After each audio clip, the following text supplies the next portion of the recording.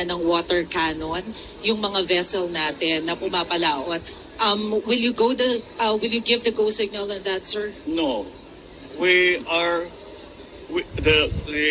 what we are doing is defending our sovereign rights and our sovereignty in the West Philippine Sea.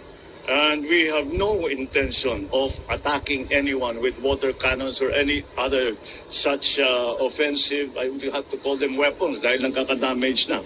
So no, that is not something that's in the plan. The last thing we would like was to raise the tensions in the West Philippine Sea.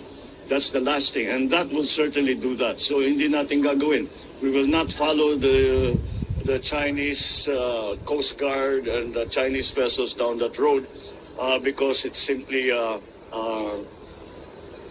is not the mission of our